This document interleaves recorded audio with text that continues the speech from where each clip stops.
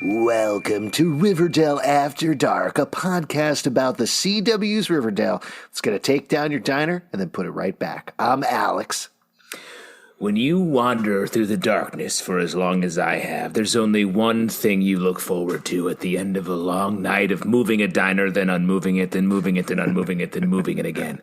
And that's Benjamin Moore paint. Always does the job right. I pay for it with my chime card. Later, Justin. I'll tell you what, sometimes I'm reaching for that Benjamin Moore paint, sometimes I'm reaching for that smart food, sometimes I'm mixing the two of them up and just having a great old time. You know what I'm talking about? I know exactly what you're talking about. Very funny times in Riverdale across the board, especially when at the emotional peak, they slide in a quick shout out to Benjamin Moore paint. I believe they say Benjamin Moore for the win. Yes. Which is their slogan. Paint a product famously bought by young people.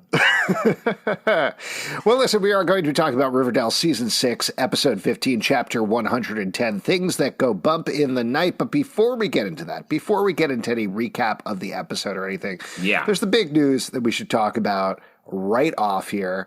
I just came back from jury duty today. That was the big thing that I wanted to talk about. Sick. And you're on Percival Pickens' trial, right? Yeah, he's winning. What? He's winning. Alex, it's up to you. He's very you have convincing. to fix this. I'm sorry. I have no tether. My only tether is this podcast, man. My only tether is Heather. You need a tether, and so does everything else. The real reason we need a tether is Season 7 is the last season of Riverdale. Yes, this news came out as part of Upfronts just this past week. The CW announced that Season 7 is going to be the final season of Riverdale. Not unexpected, mind you, we've been talking about this for a very long time, but seeing it there and writing still very sad that the show is actually going to end. What's your take on this? What's your take on the news, and what do you think the show needs to do going into the final season of the show? Well, in some ways it's really exciting because it means that they have to do everything all at once, which is what's written above the Riverdale writer's room, I assume. And they have to even amp it up even more. So that's exciting to know that they're going to really sort of run out the clock in the most exciting way possible. And at the same time, like this show right now, where we are in Season 6, is the furthest away from the beginning premise of this show. They have superheroes, witches from the town next door. Like we're mixing and ghosts. We're doing everything all at once. And to be able to come from this creatively very distant point back to a landing spot that pays off sort of the promise and the premise of the entire show is really exciting because, like, I always want to show that pushes the creativity as far as it can go. And you couldn't ask for more push than old Riverdale. Yeah, just talking about the final episode of the show, obviously we're very far away at this point, but I've said this multiple times on the podcast. I'm presuming Roberto Aguirre-Sacasa is probably going to write the final episode, and he excels at mission statement episodes. This is not to say I'm also pretty confident that a lot of people are going to be pissed because they're always pissed at finales. Some ship is not going to get its due. Some other ship is going to get its due. There's going to be fights. There's going to be aggravation. But I would suspect at this very early point that a big part of the finale and the final season, like honestly this season, but in a more grounded way, it's going to be about getting back to what is the heart of Riverdale and almost looping back. This is total prognostication on my part, but I could see it getting, you're never going to get past that darkness, but getting back to we are the Archie comics now. Whatever shape the characters are in, it's going to be hopeful Riverdale at the end rather than one last stab in the face, one last murder, one last bit of darkness, something like that. Like, I think you think back to some of the best episodes of the show, this is to talk about like the Luke Perry Memorial episode in particular, something which I remember very specifically. We were so surprised that it worked in still darkness and mystery, but it had that poignancy, it had that Americana to it, and that's something I would not at all be surprised about with the finale. The other thing that I was surprised about, but the more I think about, the more I like it, is there was a phone call, an executive phone call, as part of the upfronts. They do this when they're talking about the schedule. And I asked them for my day job, what led to the decision to end Riverdale now, even though I very well know what led to that decision, but wanted to get their quote on it. But the second part of the question was, is this going to be a shortened, abbreviated final season? Because I think we also expected, or at least I expected, we were going to get like a 10 to 13 episode season paralleling the beginning season. And Mark Pedowitz, the head of the CW, said, well, we haven't announced any official episode counts, but at this point, no, we expect it to be a full season. So a full 22 episodes, which, to your point, I really do think, the more that I think about it, that really gives them time to plan this out, really think about this, really make the decisions they need to make. I'm not going to say get it right, because again, I expect that a good 50% of the audience will be upset, because 50% of any audience is always upset, but hit what they want to hit as they head towards those final episodes. And correct me if I'm wrong, but when we talked to Roberto Garcia, he said that he had the ending in his head, right? There's a couple of times, I don't remember if he talked about it on our podcast, but I know he has mentioned before that he feels like the ending of the show would be Archie has a baby. Like he gives birth to a baby Junior style out of his own tummy. And Junior that's style, the final shot. That's the final shot of the show, a baby bursting forth from Archie. And that baby is a tiny town called Riverdale. Yeah, naturally. Exactly. Of course. No, Archie having a kid, that's like, he is now the Fred. He is passing along to the next generation. That's sort of the end of the show there. I don't know if that's changed at some point, but the big thing that he said to us is he felt like there's still plenty of gas in the tank. There's still plenty of ways to go. And there is. I mean, we're on season 15, episode 15 right now. So there's another 7 episodes of this season, and then another 22 episodes. That's a lot of episodes. Yeah, and particularly when so much has happened in just this season alone.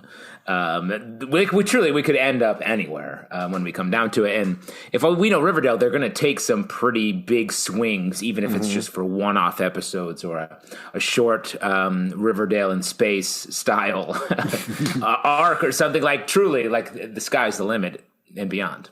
Yeah. The other thing, though, I mean, not to get too much into the shipping thing, but I saw a lot of people, whether jokingly or not, tweeting, well, that's it, Archie Endgame, well, that's it, Bughead Endgame, well, that's it, et cetera, et cetera, et cetera. Yes, no, but at this point, once they start planning out that final season, I do think they're going to have to start laying that groundwork in some ways. Like, I've been putting off saying anything is Endgame until the end. Now we know the end is coming. The only cheat in my mind when it comes to ships is if, let's say, Betty and Archie are dating for 21 episodes in the final season. The last episode, he's like, you know what? I want to be with Jughead. And then that's the end of the show. Like, there needs to be some sort of emotional crest and actual emotional arc to these things. So whatever they decide is going to be the actual end game with these relationships, because I think that's important to the fans, but it is honestly important to the fabric of the show as well. I think next season is the time to start looking for those clues. Well, yes, I agree.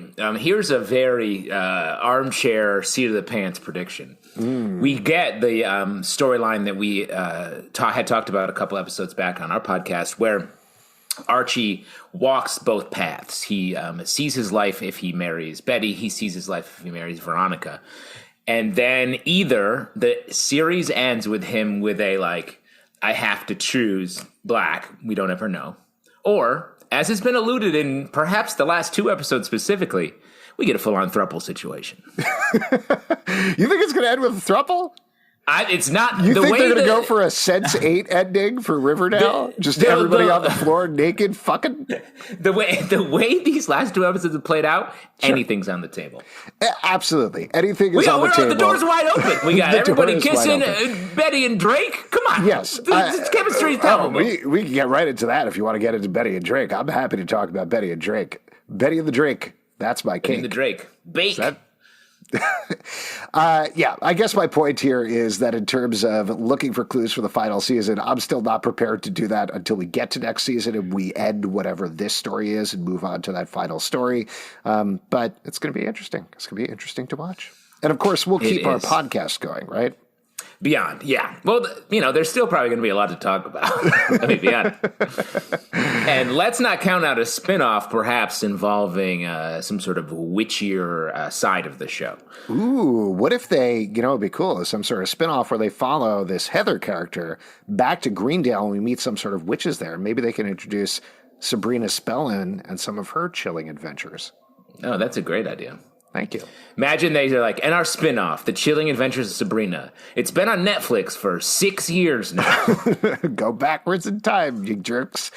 All right, well, there you go. Lots more to talk about, I'm sure, as we get closer and closer to the final season of Riverdale. But why don't we give a brief bit of recap of things you need to know going into Season 6, Episode 15, the episode that we're talking about right now, because there's a lot going on. Let's start with Cheryl. Yeah. She has reconnected with Heather, her lady love from back in junior high school, who, as we find out, this episode is now a librarian over in Greendale. She showed up at the end of the last episode after Cheryl finally reached out to her after a very long time. Meanwhile, Cheryl herself has been experimenting with some spells and witchy type things, as well as having fire starter powers, and that plays big in this episode.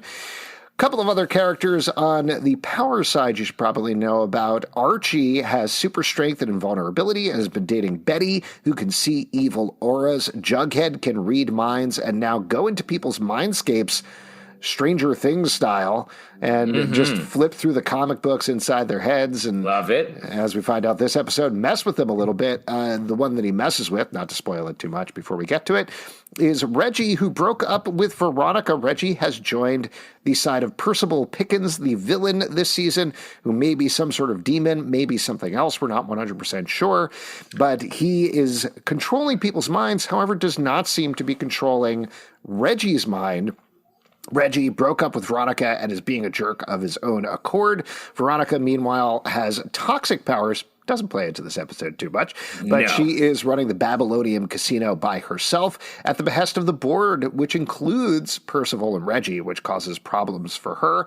Also opposing Percival is Tabitha Tate, who can travel through time and runs Pop's Diner. She has been pushing back against him, and Pop's is supposed to be a central battleground for the upcoming battle with Percival Pickens that we're going to find out more about going down the road.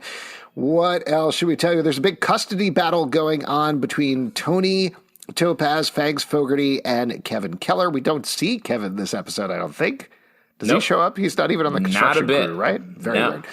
But Kevin wants his baby back, baby back, baby back. Meanwhile, Toni and Fangs want to keep their baby back, baby back, baby back. And Fangs is getting more and more, I don't even know what to say, crazed about it. Yeah, he's loose is what he is. Yeah, he's losing it a little bit. We can officially change the name of Tangs to Phony because shit's getting wild over there. All right, I kind of want to start with that. But before we do, one last little thing to mention here is we mentioned the character Agent Drake. This is a agent in the FBI who we find out this episode is named Gillian Drake, not spelled the same way as Gillian Anderson of the X-Files, but basically that. We get it. Yeah, we get sort it. Sort of a cross between Mulder and Scully. Yes, kind of. And she is assisting Betty with all the supernatural goings on in Riverdale because that is her area of expertise. Probably a couple of other things we need to mention. Oh, yeah, Frank is on the side of Percival. Alice is also on the side of Percival. Juniper and Dagwood, the two redheaded twins, are on their own side, and there's a lot of missing cats in Riverdale that I'm sure. If you're a cat in Riverdale, watch your butt because shit is going down. You will not in a safe place anywhere on this show. So, lots of stuff as usual going on in the town of Riverdale. Should we start with like the big plot line first and kind of spin out from there? That's a good idea. The big central one is Archie is recruited by Tabitha to help save Pops. They realize that Pops is in the direct line of fire of a railroad that Percival Pickens is going to build, and their strategy is to take the diner and temporarily move it somewhere else. Unfortunately, over the course of the episode, they run into some pesky ghosts who live in Pops.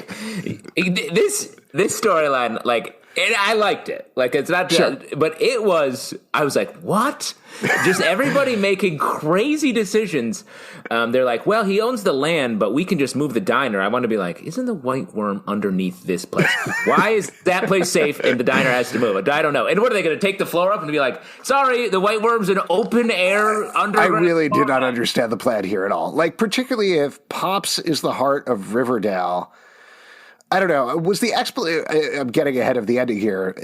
They recruit Heather and Cheryl to end up convincing the ghosts who live in Pops that it's okay to move it over to El Royale. So Pops is now in El Royale with the boxing ring, the youth center, no longer the town meeting place because they got rid of that. And the firehouse is also there, I think. And Andrew's construction has to be somewhere over there. Yeah, it was so funny. Quick sidebar, when Archie meets his crew at Andrew's construction, he's like, hey, been a minute. I was like, how are you running this business? You're making fun of the fact that you're clearly not running it. And you still have an office? What are they building? It's a union shop, though. It's a union shop. So union shop. What is that? Yeah. That doesn't. I like that they made a big point of that. As a union man myself, but that was just wild. This whole plot line, like you were saying, and to be honest, I don't think it made any sense with her character the way that it's been going. But having Cheryl as the straight man reacting to everything, you'd be like, "What is happening?" Oh, so funny.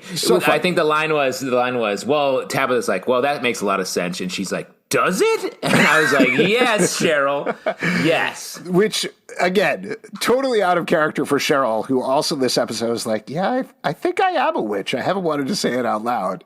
The one that she was the voice of reason was bonkers, but also made me laugh out loud. Well, and let me say, we're jumping all over the place, but let me say, I actually liked that, her restraint, because it felt like a reaction from Heather. Like, Heather is such a force. Every time we see them together, Cheryl's like buttoned up, like clutching her pearls, like, I like her. Like, she's like a school girl. And which makes total sense. You see her be way more reserved, way more like sort of restrained, I guess you could say. And I think it's because she sees Heather. She doesn't quite know what to do. She's a bit deer in the headlights. She's trying to hold on to some information. Because, like, literally last episode, she was like, yeah, I'm going to use my witch fire. Witch fire is what I call it. I guess I'm a witch with fire. And this episode, she's like, witch?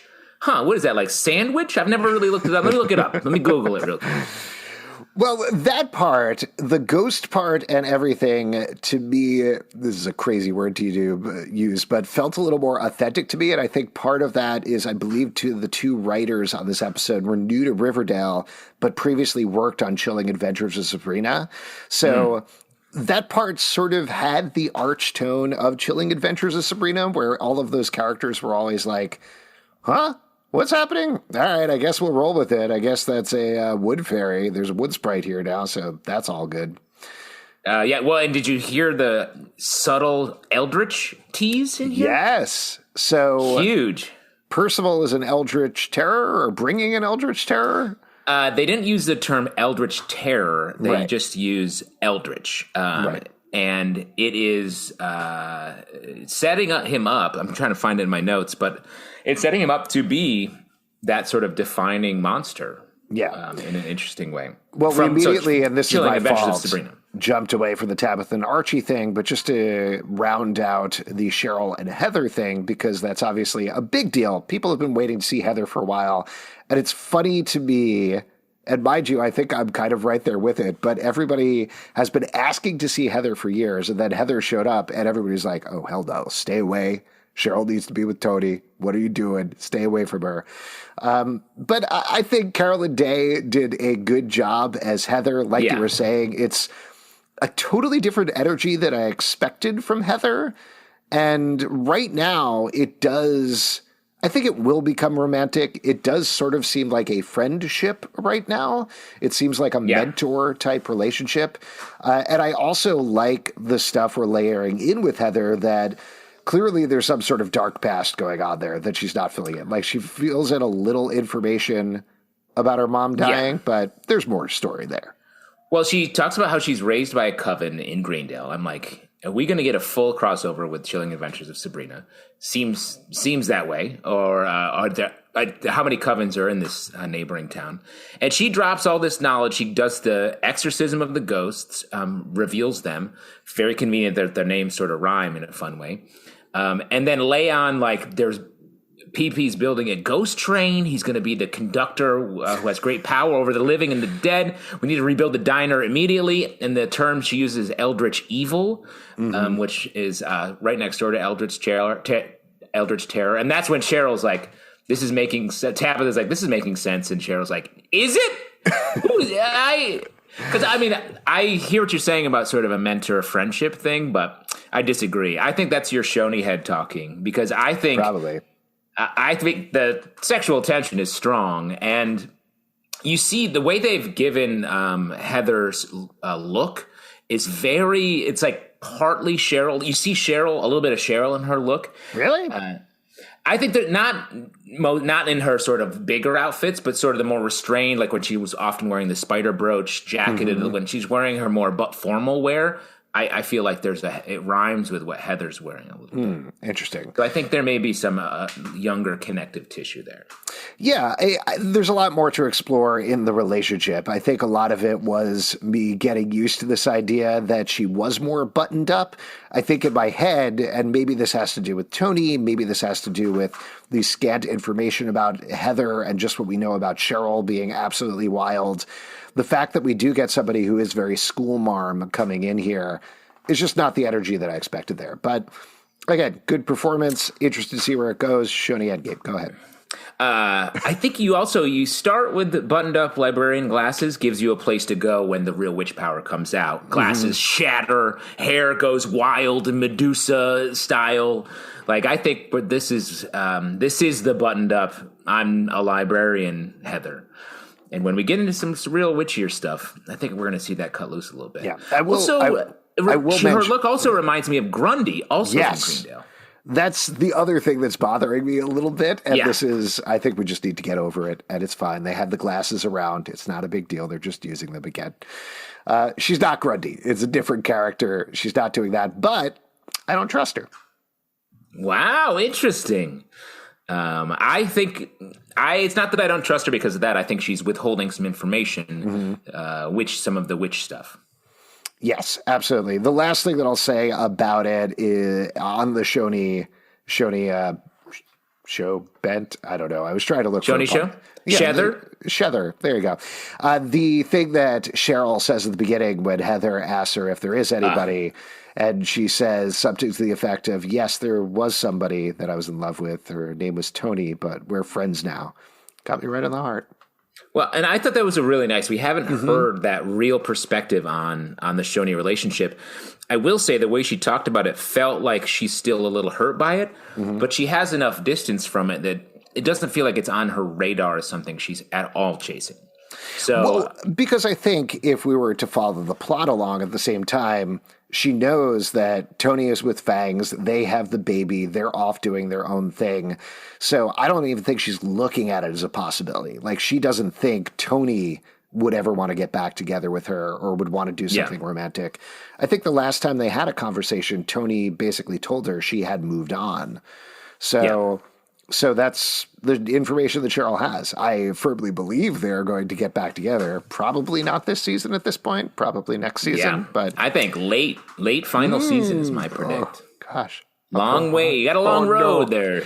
Oh, no. Well, we already said we're not predicting final season, but final Shoney wedding. But that's literally what we will do all the time. Yep. Let's make a rule and then immediately break it.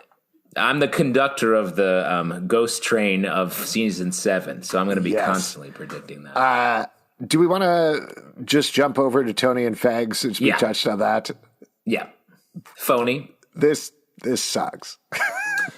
Yeah, it's weird. And the fact I want to be clear. I don't mean like, I just want to put this out front. I don't mean this that either of the actors suck. There's been a lot of conversation online where a lot of people are coming after Drew Ray Tanner for these scenes. No.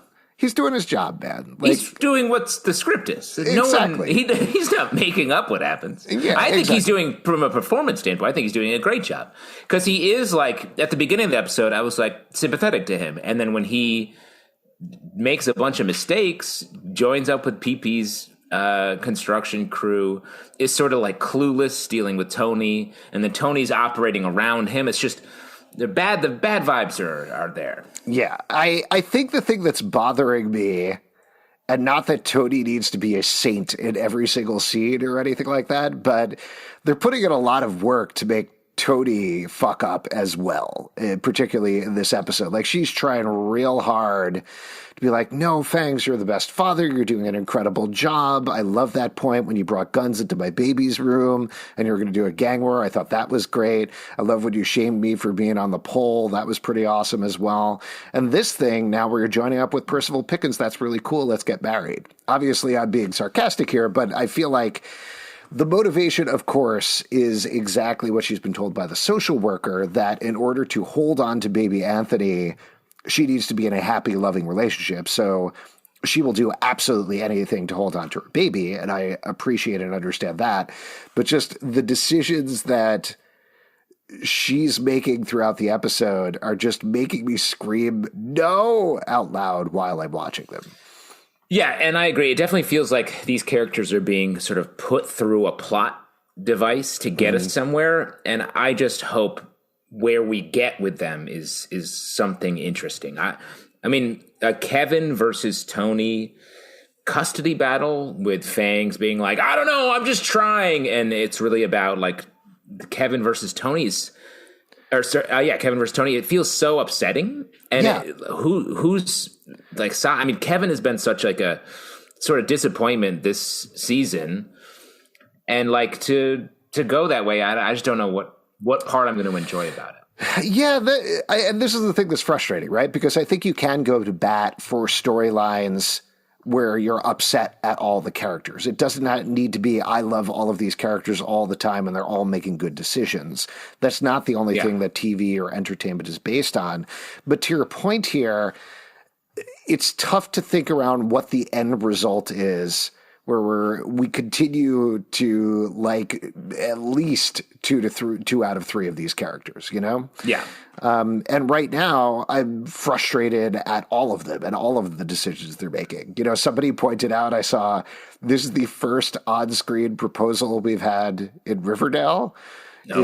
Toni to Fangs. And it's such a bummer. Like, yeah, you know, this is headed for ruin. Fangs is probably hiding the fact that he basically forced a custody battle by telling Kevin in a very pissy manner, no, you leave me alone, because Kevin was waiting out the dangerous fog a couple of episodes back. And now Toni is hiding the fact that she's only asking Fangs to marry her because she wants to hold on to her baby. So, I mean, frankly, like, again, speaking from the Shoney shipper perspective, great, break them up, set it up, all good. Like set up those bids, let's knock them down. But as somebody it's who very likes funny. these, You're such a long Shoney guy. You're like, you see them get proposed to, they get engaged, and you're like, great, perfect, closer to Shoney. all like, going according to plan. No, that's not what it is. That is not go. They're 5 babies in. Here we go. It's all happening. Pete's not here, but you're definitely giving me big bughead Toni and energy. Fangs buried next to each other in matching grays. Oh, next episode, baby. It's all happening. Afterlife Shoney Endgame.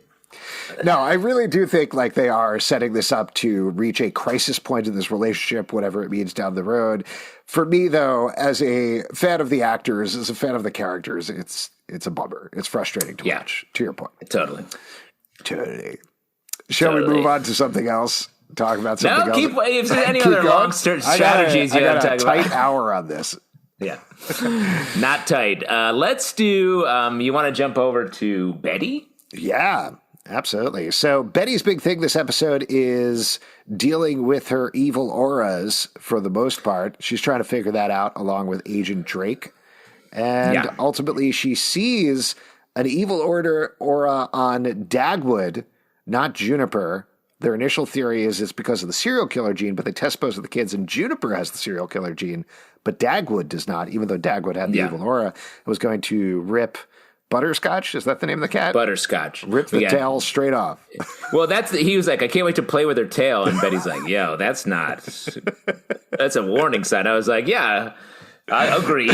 But they got to get out of this. Name the cat something else or get a fish. I think Coopers need fish. Just to give a rundown right now, Caramel, Betty bashed the head in with a rock. Correct. That was part of her grooming from Hal. Yep. Toffee, still missing somewhere. Cat briefcase somewhere. Cat briefcase, but missing Probably somewhere. happy. Safe at least. Doing great. With Glenn somewhere in a somewhere shallow with grave. Glenn, next to Glenn's corpse in a cat briefcase, eating the food and then pooping into the food litter box. Being Glenn. Yep, Glenn is slowly eating Glenn's corpse, which is at the front end of the briefcase. And at the back is the litter box. Perfect. And then we've got Butterscotch, who Dagwood's going to rip the tail off of. And then last but not least, we got the Pussycats. Never got their spinoff. Very sad. Right. Well, they have Grammys. Yeah. Josie has a Grammy. We don't know about the Pussycats. Wow. She had 4 noms and not one of them was with the Pussycats? I don't know. Did they release music yet? Like, how does this time out? Josie released music. She went on a world tour. I assume just based on the timeline. I wish I could get on Alice Cooper's email list so I could find out the real shit here. Yeah. When she's not on the air, she sends out a sweet newsletter, which is great. You got to subscribe to that. But regardless, we've got this whole evil aura thing going on with Betty. She's trying to figure out where they come from and why they come from. Ultimately, she sees one on Alice, who does another of her classic "You're a terrible daughter and I don't want anything to do with you" speeches. Not nice. Devastating. And then the episode ends with Betty seeing an evil aura around herself and being very worried. Well, so a couple things about this. I'm confused because I feel like we're changing up maybe what the aura means a little bit. Because in addition to all this sort of experimentation that Drake and Betty are doing to try to sort this out, she sees the aura on Frank, catches him in the act of ruining their plans, which was awful. The betrayal of Frank caught me off guard and was so hard. It was one of my favorite parts of the episode because it got me so hard. Well, and just very quick about this. So this is over in the Tabitha and Archie storyline where Archie is trying to push on Frank's tether to free him from Percival's control. And he does this using the memory of his brother Fred by showing them a picture of them together, I believe. And ultimately it seems to free Frank. Yeah, as kids. And it seems to free Frank from Percival's control. But ultimately it doesn't work. And he tries to steal the stuff from Pops. And like you said, Betty catches him with the evil aura. And you're absolutely right. Like specifically because it involves Fred. It's so sad. It's so upsetting. It's such a bummer. Yeah. But like like you said, really well done. Yeah. The Fred trump card, has been used so much as like Archie's like, no, I'm doing this for my dad, or this is meaningful to me. And so when they use it here with a childhood picture, I was like, oh, great. This is going to be the story. They can pull back their allies by finding their tether and reminding them of it. And then it backfires so hard. I was like, oh, man. And it exposes that Archie has beaten the Palladium, which is a bummer. It feels like he played that trump card a little early. Archie reacts and is like, yeah, well, come at me. I was like, oh, man, you haven't even finished moving the diner, bro. You need to get your shit together before you're challenging the arch nemesis to a fight. But it was really great payoff. We're totally out of order. But yeah, what do you think's going on with Betty and these auras right now? I don't know. I think our idea about Trash Bag Killer may pay out here.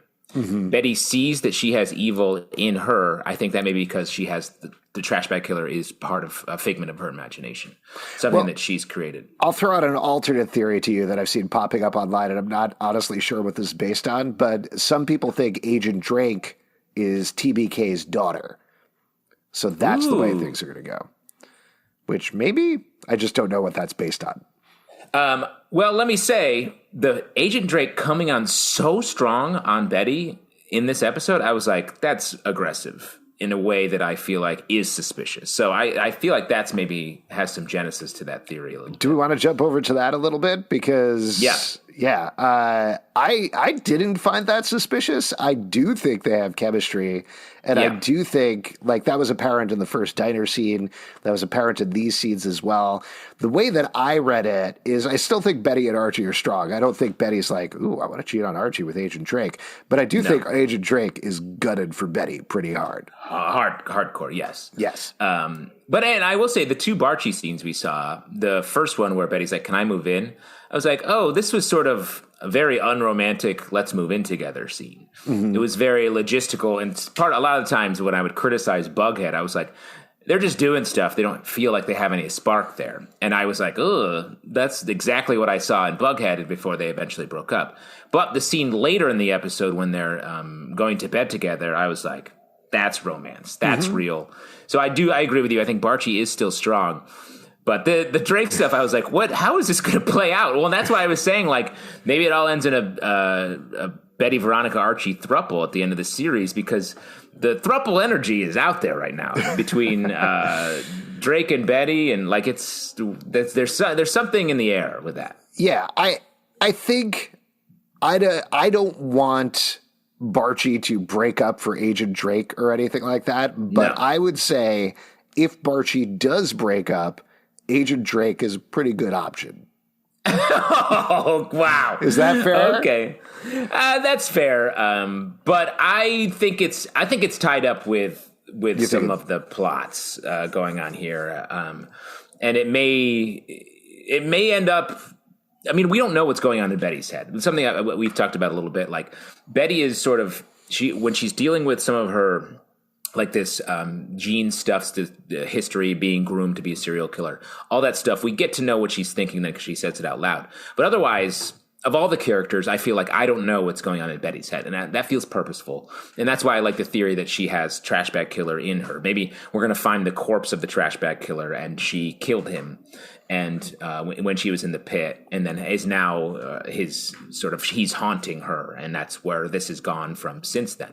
But I think that could go on at the same time that Agent Drake is also the trash bag killer's daughter. Yeah. Or could just be the trash bag killer. Like we were talking about with Betty, it could be something she's seeing or not seeing. It doesn't necessarily have to be her. To throw out an even simpler explanation, the red aura thing could just be danger. Like, she has intuition of danger, and Betty always thinks, oh, I have this darkness in me. I have the shadow. Stay away from me, Archie, with your light. We had that whole speech back last season. So if this is something she's seeing in herself, it could be the same thing that she's seeing in other people. So it could be just as simple as that. It may not be actual danger, and maybe perceived danger on her part. The other thing that I'd throw out there is we still don't know how they got their powers. And that feels like a very pointed piece of information that's been left out that gets brought up every couple of episodes so we don't forget about it. And it's going to become important in some way. So perhaps if we find out why they got their powers, we'll understand what Betty's powers are.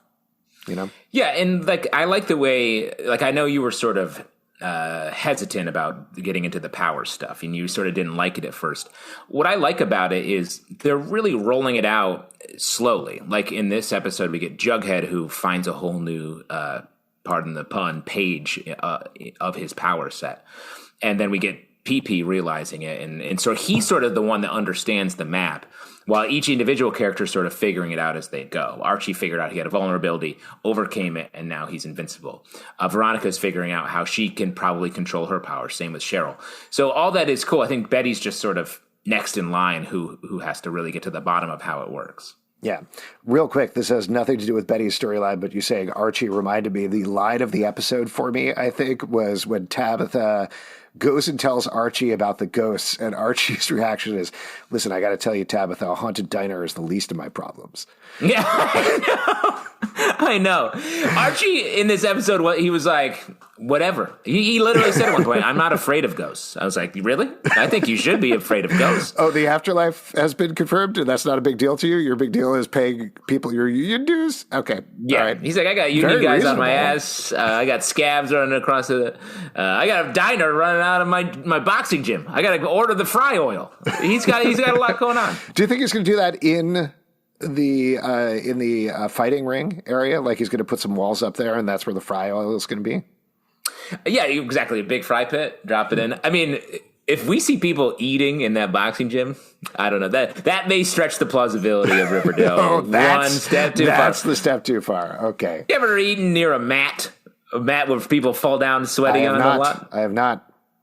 Yeah, I opened a McDonald's franchise in a wrestling basement, and boy, was that a mistake. Oh, man. Ringworm everywhere. Terrible. Why don't we talk about Jughead since you brought him up? So his big plotline, we got a Veronica storyline here. Yeah. Jughead and Veronica teaming up together to do a mentalism act. And as part of the mentalism act, they take it one step further. Veronica convinces Jughead to wipe Reggie's memory of the time Veronica called a hit on her own father, Hiram. They do it successfully, but as you mentioned earlier, Percival finds out about this new power of Jughead's at the same time.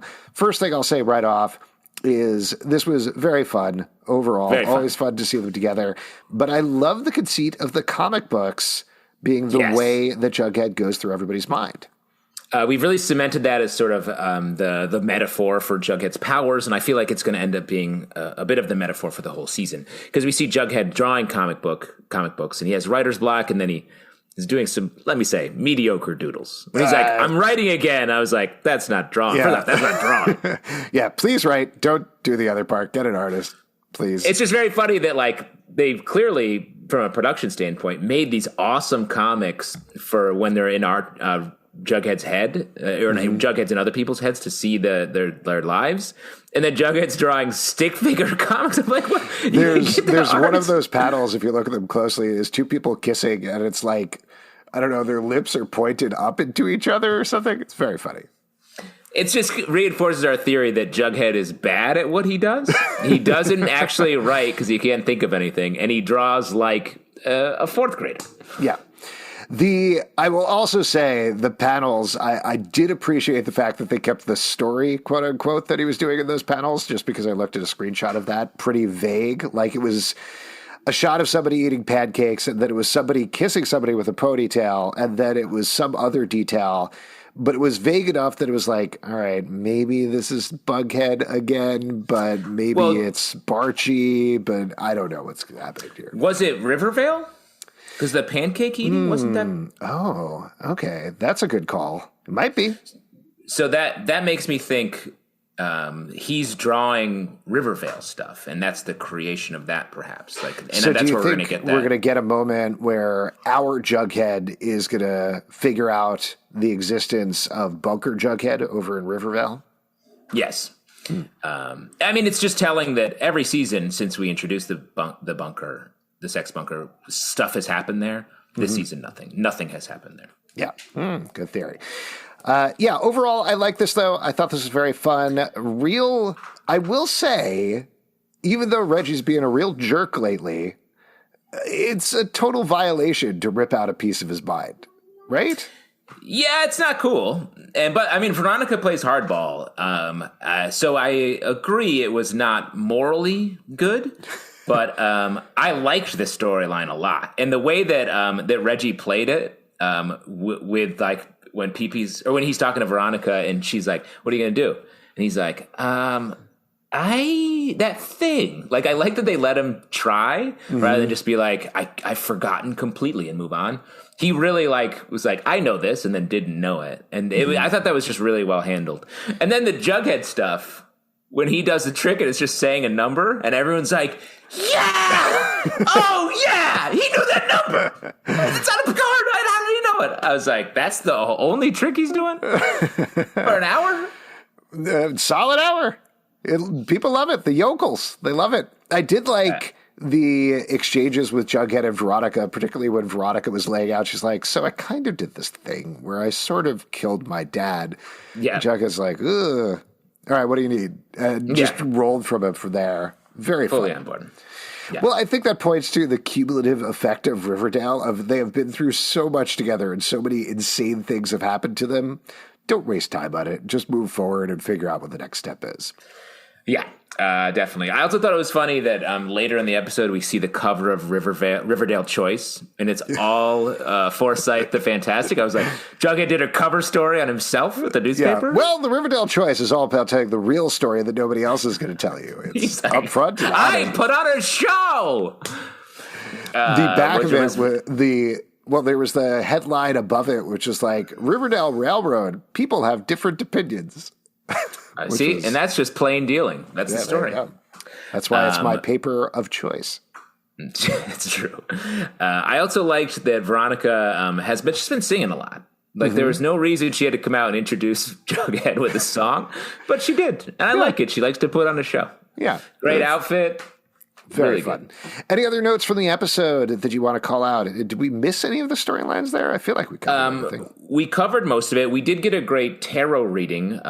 Heather reading Cheryl's tarot, which I think is a little bit predictive. She got a pretty dark card in the Tower to end it, which is predicting war and trouble. So I do think that shows that Cheryl will be a factor in the coming battle between good and evil, even though most of her storylines have been existing, at least to the side of the main sort of Tabitha and Archie versus PP story that has sort of been taking shape here.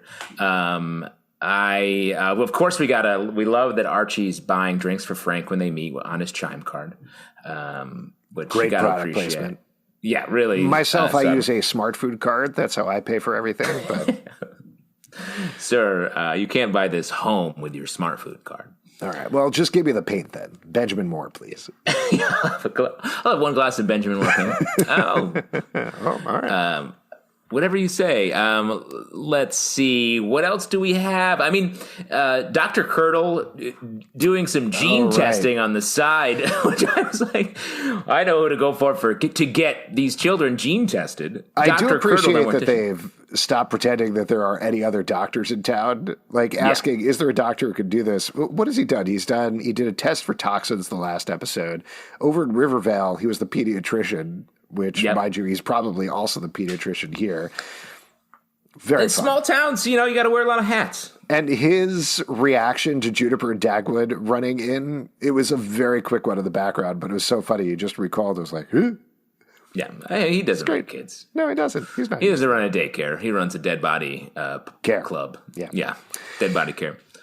So overall, lots of fun stuff in the old Riverdale this week. Who was the MVP, though? Who was the MVP this episode, Justin? It's tough. A lot of great stuff happened this episode. I'm going to give it up for Veronica in this episode. As far as getting stuff done, she continues to be the best at it. So much of her storylines in the last few episodes are, I have a problem and I've resolved it. So it's really, she's the character that is the most high functioning. And I'm curious, much like Cheryl, when she sort of enters the fray in the battle of good versus evil, she's going to be an absolute wrecking force, I think. Yeah. I'm going to give it up to Agent Drake this episode. You get out of here. I don't want that.